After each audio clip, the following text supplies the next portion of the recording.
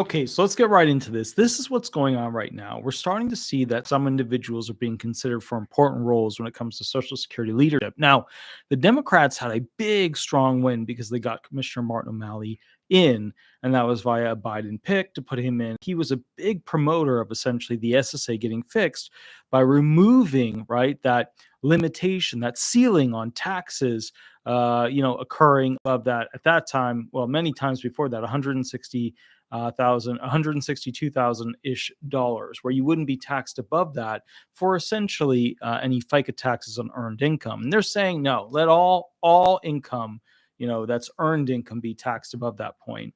And so President Biden has his cheerleader now as the commissioner of the SSA. But what's interesting is we're starting to see these other positions starting to get filled, starting to have these individuals that are essentially capable of taking place. I want to show you some of the details, and I want you to watch between these top alpha male contenders when it comes to Social Security benefits. Here we go. I'm going to play it real quick for you so that you can go ahead and hear it. Here we go, and play. Senator Cortez Masto, thank you for bringing up a really important issue. Mr. Biggs, I'll start with you. I'm concerned about your record on Social Security, as you know, which is a bedrock of our middle class. People earn and pay into their whole lives. This committee has been. Okay, so who are these two guys? You got the, Sherrod Brown, senator, big advocate of essentially Social Security benefits, has been fighting for Social Security benefits to basically be increased, not just decreased, but increased. And then you have this other individual who has been part of the Republican Party. Now you're going to see Sherrod Brown trying to go ahead and pick apart this individual to try and discredit him from any future potential Social Security positions. Here we go. Understanding pensions, as Senator Chair Wyden has understood, and restoring people's lost pensions. My concern is the role you played in President Bush's effort to divert payroll tax contributions from the trust funds to a private savings account. In other words, you advocated privatizing Social Security.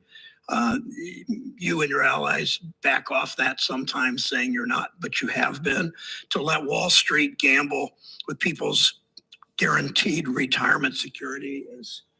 So what he's getting at is right off the bat, he's basically saying, hey, we cannot have a privatized Social Security system, because if you do that, then the money will somehow be lost. And that's because we all have a fear that these government, policy type makers, these politicians, these mathematicians on behalf of the government, we have a fear that their incompetence will lead to what normally an investment would do well, right? What the Wall Streeters are doing. But if we let the government people do that, then basically we'll end up with a very negative effect and we won't have any retirement benefits. The alternative to that, in addition, is that if we let Wall Streeters go ahead and handle it, there's no way that we can truly trust, essentially, that these Wall Streeters will care about and take care of our potential future retirement funds like the government would by just putting it into the special bonds market. Most of us in this committee find abominable. That was just a few years before the 2000 crash. If workers had followed your plan back then, we all know what would have happened to a generation of American Social Security. So many Americans would have lost most of their savings. My first question, do you think Social Security should be privatized? Okay, so what he's getting at here, and I see it keeps zooming in, what he's getting at here, which I think is really important, is that he's threatening the other individual with a massive, dramatic, just fist swing, if you will. Because what he's doing is he's saying, look, if we went with privatizing the SSA, right, back in the day, and taking all that money and putting it into private investments, what would have happened in 2000? Well, pretty much all the people who are receiving retirement benefits right now would have a significantly reduced retirement benefit because the market collapsed. Again, 2008, the market collapsed, right? Again, even, later, the whole COVID thing, the market collapsed for a short period. So he's going right up front. Now, the kicker is that I know Republicans, for the most part, have completely run away from the idea of privatizing Social Security benefits by having Wall Streeters go ahead and gamble with it. What's now becoming popular between Democrats and Republicans is the idea that the government take over the investments to do what Wall Street does. But I think we both know the Wall Streeters are better than our government officials at actually doing investment games. So that one's a little dicey as well. No, I do not. Okay, to be clear, my concern with your views on Social Security aren't just about the past. These are your present day views. Just last month, you wrote in the Wall Street Journal, no, Social Security isn't earned. You've also written before about raising the Social Security retirement age. Do you think Congress should raise the Social Security retirement age? I have not proposed raising the Social Security retirement age. I'm aware of an article that responded to some comment. Okay, so here's the gig. The whole thing with this is that in this video, Sherrod Brown is trying to use the typical Democrat attacking Republican tactics, right? They're going to take their money and blow it on the Wall Street investments. The Republicans don't think that people earn their Social Security benefits when obviously we pay in our entire life. So we've earned it. We paid in, we deserve it. We're not promised it. That's the ironic fallacy of all this stuff, because the Supreme Court has ruled all the way back to the 30s that it's just a tax. They can do with it other things if they really wanted to. They're allowed to change the system. All that money you paid in, you don't have a legal ownership in it. In fact, that was the main argument for the Republicans, which is let's just have people have a private right to this, right? And then have them go ahead and invest it privately. But I think what realistically we want as Americans, we want a promise that is an actual legally backed assurance that we will get our retirement benefits, our disability benefits, etc., and that it's not just a tax, which means the Supreme Court would have to change its tune and change the rulings on how it's ruled before, which is unlikely. The other thing that's really important to recognize is that when he comes at this individual to go after this whole, and here, I'll play it again real quick so you can hear it. Hold on. Here's his answer specifically on that question. Where I cited some comments I made in a congressional hearing where I said it was not an unreasonable idea. Over the past 12 years, I have put forward 3 different written frameworks for how I would reform Social Security. None of them included an increase in the Social Security retirement age. You've also said all options should be on the table, and that includes, I assume, raising the retirement age and privatizing Social Security when you say all options should be on the table. I don't believe I said all options should be on the table. I think Congress should keep all options on the table if you wish to have a bipartisan agreement. I have not argued for raising the Social Security retirement age. I don't believe I've written anything in favor of. All right. So here's what's going on. What you're seeing is bob and weaving, right? We all know some Republicans firmly believe that the retirement age has to be increased, and that all of those traditional Republican things are being placed on this guy, Mr. Biggs, right? This person right here. And that this individual is taking like a lot of heat for what traditional Republicans want. What makes this all very interesting as just kind of like a study or review, and they go back and forth a little bit more, but the bottom line is not all Republicans are following the traditional channel of raise the retirement age, balance the budget immediately, basically reduce benefits where we need to, etc. And so what we've got is a problem for the Democrats. The Democrats are basically using their flagpole arguments, right? Well, they're going to raise the retirement age and make it shittier for people. Well, they're going to reduce benefits for people. And what's happening is now you have like 2 groups of Republicans, right? On the extreme one side of the Republicans, you have Donald Trump, which he's saying, don't touch the benefits, don't touch them, don't do anything with them at all. And then the other side, you have your very, very traditional Republicans, kind of like your Bush era Republicans, who are saying, we need to balance the budget, we need to fix this, we need to do this or that. So what's going to be interesting coming up into the 2024 election is specifically how President Biden is going to try and, beat the drum on getting people excited about how the Republicans are going to ruin Social Security benefits. But what's happening is the more moderate to more liberal Republicans, they're coming from it from the standpoint of don't touch them, don't do anything with them. Now, you guys know, 9 years from now, the trust fund is going to run out and people are going to get around 75 to 77% of their, traditional retirement check for that year, which means what they're getting right now is what they're probably getting about 9 years. So the point of this thing that is so interesting is that you are going to be seeing massive mudflinging going into 2024's November voting season. But the problem is that the Republicans are able to, some of them, bob and weave around these issues because they've never publicly said that they want to do these things. Now, it is my belief that a lot of that is not going to matter. And here's why. when it comes to voting, a lot of the Democrats that are Democrats and a lot of the Republicans that are Republicans, they will vote whichever way they've been voting or want to vote or believe or whatever. I believe that what it's really going to come down to at the end of the day is that only those people who can educate themselves on what parties actually want, and the party is not necessarily the Democratic Party.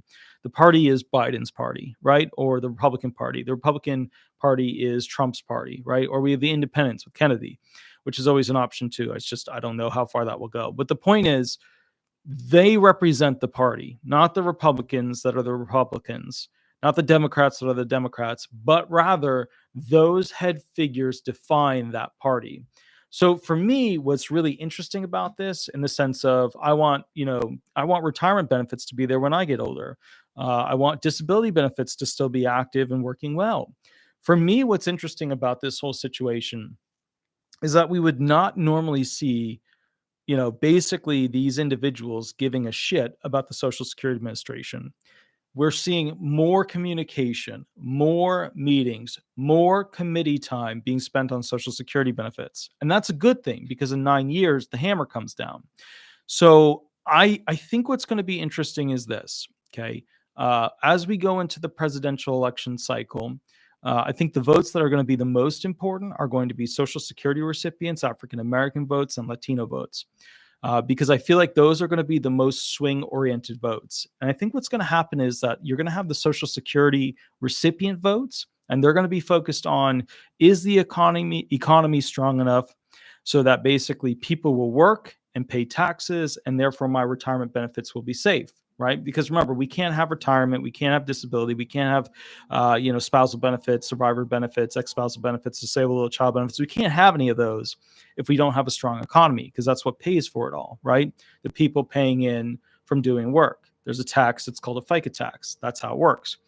So I think people are going to be worried about a strong economy. Now, the metrics for the economy are pretty good right now, except for the fact that the standard of living is total shit, right? Because we know that people can't afford food, and basically gas is low right now. It's going to rocket up right before the election. That's because the gas companies are anti-Democrat. So we know that that will hurt the Democrats, but there's a reason behind it. It's because those gas companies are playing the game. So ultimately, what I think will happen is that you'll have the Social Security recipients thinking about, is the economy going to be able to have enough people paying in to help fix this? I think also a lot of the Social Security recipients will be thinking, is Trump going to take all of my retirement benefits? Is he going to end my retirement benefits? Is he going to reduce my retirement benefits, etc.? Which, that's not his gig. That's not his game. But I think the Democrats will sell it so well that people automatically believe that that is Trump's agenda or Trump's goal, to go ahead and reduce Social Security benefits. And one thing I've noticed with the Republicans and what they become is that Republicans are question everything, and any theory is on the table. Any conspiracy theory, any option, it's on the table. And to be fair, many of the conspiracy theories that I thought were total BS turned out to be more true than and then when you go read the court records on it, not just the crap that they put on the legacy news stations, but when you go read the court records and you see the evidence, you have this like cringe moment on the inside, because you feel so betrayed, which is, and then you go through that and then you kind of realize, So I think the big thing that you have to realize is that there's going to be Social Security voters that are on the Democrat side. Are they going to take away my benefits? And then Social Security voters on the Republican side, are they going to have a strong enough economy to be able to afford my benefits? And it's like this weird balancing act. Then you have African Americans. I think the big thing for African Americans is coming down to two sides when it comes to voting. It's relevant for Social Security benefits.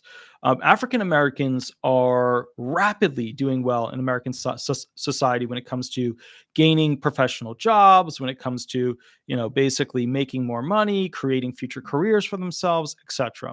So what's happening is a lot of that legislation that was in place 20 years ago, 30 years ago, 40 years ago, etc., and even before that, has helped to put a lot of individuals in an educated path to achieve whatever the dream was. It's not just like, we're going to do this amazing hip hop thing and wow, it's going to be great. That's not the dream anymore. Now the dream is like, okay, how do I invest in these houses, rebuild them and rent them or sell them? How do I go ahead and, start this process so I can make these products and sell these products and build a company and build an empire out of it? It's different now. So African Americans are in a really new situation in America compared, and I mean en masse, not just like the ones that were successful with sports or successful in the music industry. I mean en masse. They're starting to really, really take hold of their country and what it can offer for them. So what I'm seeing is that these individuals are looking at the two options, and they're looking at, okay, the Democrat identity, which is essentially, am I as an individual going to be successful under the Democrats? Well, they're not so much the economy, right? They're not the capitalism party. Then they look at the Republicans and they say, okay, am I going to be successful under the Republicans? So it's capitalism versus African American rights. They know they're going to get more rights and benefits above other individuals from the Democrat side, but they're not going to get all of those under the Republican side, but they're going to get a capitalism-based economy, which is going to ultimately make them more money. So you have this situation. This is the same thing for the Latinos. You have this situation of more rights, kind of like this, savior identity of, bringing my people up versus everybody's free, everybody's equal, everybody gets the same shot situation. And so you have these two competing interests. And what's interesting is I think over the next 4 or 5 presidential elections, you're going to be seeing African Americans and Latinos like just absolutely defining what the election is going to be as an outcome. More so than, white liberals versus, essentially white Republicans. You're going to be seeing African Americans and Latinos defining and deciding the elections. And the reason why is that you're going to have a split. You're going to have those individuals who, can't get out of a tough spot. And you're going to have those individuals who are just getting to the lip of that spot, or just getting on top of that little like plateau with that spot, or are climbing and do an amazing job. And then what happens is these individuals, they want, freedom and equality. They want, capitalism and marketplace. And these individuals are just trying to have something to make it and survive. And something a lot of people don't understand and they don't think about. And this is why I tell you from my perspective, because I represent, a lot of individuals who basically have come from generational disability benefits. And that's across the board. When people talk about, and this is the thing, I meet with all kinds of individuals, Asian, Black, Latino, white. And the thing is, they all talk about other races while I'm sitting there, like, ignoring, what I am as somebody of Scottish heritage, which is, of course, the most pasty you can be. So the point is, what's interesting about it is that what I've learned from listening to the communications and things like that, while I'm sitting there at the table with them, helping them fill out forms, stuff like that, is that at the end of the day, they all want the same thing. Each and every one of them wants the same thing. They want to basically have enough money to feel safe, be successful enough to buy stuff for their family members that they love, and then basically have enough to essentially, plan for their future. Like, have vacations, have, children that are going to be successful based off of what they can give to them, etc. It's all the same stuff, like all the same stuff everybody wants, no matter what culture you come from. So what's interesting about it to me is that America is shifting away from what it used to be. Like, we knew it shifted massively from this identity of, people had a lot of private farms and you worked the farm. And if you worked the farm, you got to have food, right? And then you ate and you lived your life and blah, blah, blah. And it was all like a private business under the family name. And then that transition. And now the family farm is some giant corporation called Amazon or Walmart or Publix or Home Depot or whatever. Like, that's what took its place. And so what's interesting about, or whatever tech company you want to say, and what's interesting about all this stuff is that as we progress away from the family identity, as we progress away from the family unit, right, our families being successful, we see this pulling apart or pulling away of humans being connected to each other on a familial level, right, on a family to family level.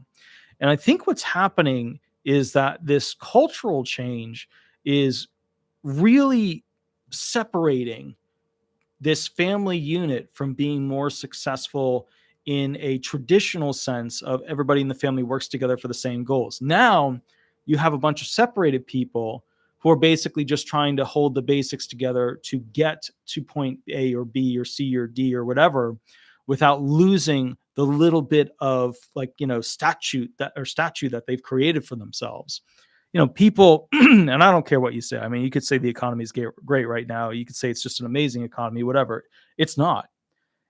So many people are dealing with food problems. I know people who have had big money and they're having electric bill issues right now. The big house that they have, the electric bill, they're having a hard time paying it.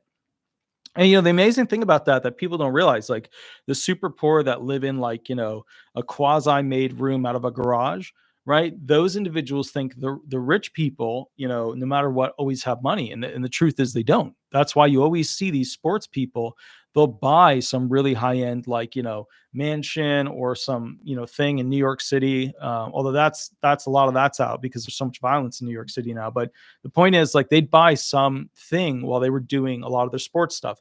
And then their sports stuff ends and then they sell it for a massive amount of money. That's not because they're like, wow, I could cash out and I'll get this money and that'll be good. That's because the cash cow of doing that sport is ending. And they want to have that money to invest in other things that will grow and increase. Now, obviously, the main thing that the rich have that the poor do not have is that the rich can invest into stuff that's worth money, that has a higher probability of becoming worth significantly more money. Like, that's something we don't hear about enough on YouTube or hear about enough from other individuals. But let me give you a basic example. If you have a trailer, right? And this all goes into the whole Social Security, what we're going to do to fix it. But let me explain this part first. If we have a trailer, right? If we have this little tiny trailer that's on a piece of land, let's just say 1/4 of an acre, right? And that trailer has the capacity over a 15-year period of growing in worth of $100,000, right? Okay, cool. So let's say you bought it at 10 grand, you waited your 15 years, it grew $100,000 in worth. Oh, COVID had its part in it, et cetera, yada, yada. Now you've made essentially that $100,000 in worth as an increase. And if you go and sell it, cool, you'll have that money. But we now take the millionaire's version of that. Okay, a millionaire buys, let's say, a 300-acre parcel of land and puts a mansion on it, right? So they buy the 300-acre parcel of land, they put a mansion on it. It costs them, let's just say, $1 million, right? 15 years go down the line, and all of a sudden now that is worth $10 million. And so they've had a significantly larger increase in their actual, wealth growth as a result of more money in now, even more money out later. That's the main thing as to why those individuals are so much more successful when it comes to investments. Now at the same time, you can say, well, if you're investing into gold, one gold piece is equivalent to the same gold piece that the rich person has. Yeah, but the rich person is able to go ahead and get a lot more gold to put away. And rich people, they don't make a lot of their money off of gold. That's not their gig. It's always out of real estate, or they're basically selling the products of the land that come off the real estate, cattle, trees, whatever. So, considering that all in mind, America is a game. It's a game of getting to the point where you have enough money to make bigger investments that ultimately, as a generational wealth identity, makes significantly more money. Why is this important? It's because the Democrats are trying to attack the Republicans, and they're not wrong. The Democrats are not wrong. There are quite a few Republicans out there that are trying to basically devalue essentially the Social Security system. In fact, let me just play for you the very end of it. I know. I just let me play for you the end of it so you can check it out real quick, and then we'll go from there. Hold on, let me see if I can find it again real quick. Here we go. Thank you for bringing up a really important issue. All right, right. Hold on, right here. Let me see if I can get the rest of your lives, however long you live after retirement. If you ever retire, you could live it in enough comfort that you don't really need that $2,000 or $3,000 or $4,000 a month. And I think back of who's making these sort of admonitions to us, who's saying that Social Security, all options are on the table, privatization's okay, all that. It's people who wear suits all day and sit at a desk, people like you, people like me, raising the retirement age, but I don't, maybe if you spent more time, I don't want to lecture you, but maybe if you spent more time talking about people that work at the McDonald's drive-thru, or people that are steel workers, or people that are on their feet all day, by the time they're 45 or 50 or 55, their bodies are pretty worn out. Yours, I mean, if your health is generally good, your body isn't worn out by doing the kind of work you do, the kind of work I do. But people who work hard, I mean, the building trades, start work at 18 or 20, a pipe fitter or a construction worker of some kind. You know, they pay into retirement. They can retire at 55 because their bodies wear out. I've looked at police officers that are 50 that you know, their bodies have worn out. They have physical jobs with challenges all day long, yet they're you know, Social Security matters to them. And if you think about raising the retirement age, as you've advocated and others have advocated, and we've raised the retirement age, it's that much longer those people have to wait. And they typically don't live as long past 65 as people that work like you do. Okay, so what's important here? Christy Hughes, thank you for the $3 donation. That's absolutely awesome. Thank you, madam. So what's awesome here is that congressional leaders are starting to understand, and I got to tip the hat to Sherrod Brown there, Senator Brown, what he's saying, and he admits it. He's got an easier job when it comes to physical action, physical movement, duty, physical, basically, ruining the body in a shorter period of time so that essentially you would not be able to go ahead and do further work.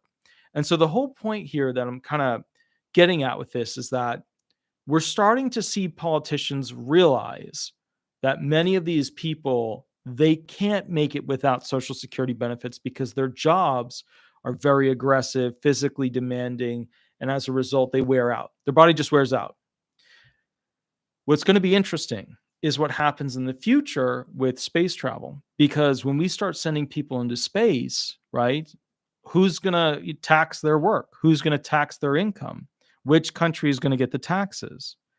Then we have AI technology. Well, who's going to tax the machine that basically is doing what 5 workers used to do, and it just does it repetitively throughout the night? And so what's interesting is that a lot of people are starting to now realize that our economy and our ability to pay for a person's retirement benefits is completely based on human effort doing work that is taxed. And so what's interesting is that the Democrats are super popular right now because of the idea of not touching Social Security benefits. But as we get closer to that deadline, that 9 years from now, that 2033 deadline, where basically, and I looked it up, we're 34 trillion in debt at this point as a country. But when we get to that close deadline, I think what's going to happen is Republicans are going to become either more popular about this whole balance the budget thing and fix it, and then somebody's going to get screwed, right? Either the under 40 group is going to get screwed and they're not going to get all their benefits, or everybody's going to get screwed. Or what will happen is the Democrats will find a way to say the Republicans shouldn't be able to touch Social Security. We'll just keep paying for it by taking out more debt. The question I have to you guys is, since we're 34 trillion in debt, does debt even matter anymore? Does it actually change the outcome of this country? Because, bottom line is we have all these new, kids out there working hard, earning money, paying their taxes, but they're not earning that much. Diana Fernandez, thank you for the 99-cent donation. That's awesome. Very, very cool. Very, very cool. Cameraman, thank you for the 99-cent donation as well. That's awesome. Very awesome. Thank you. I see it right there. So with the little cool sunglasses. So the point is, the point with this thing is, okay, what's the fix? We know that there's not essentially enough new young workers earning enough in this country. It's almost like our capitalism has to some degree been sabotaged. And it's not just like the past 3-4 years. It's much longer than that. And so the point I'm getting at here is the real problem is our economy. It's not the idea of, do we just keep everything the same? Do we change it a little bit? The real problem is our economy. So I have another video where we're going to be talking about an article specifically where they published talking about immigrants and how they can basically help with the economy problem.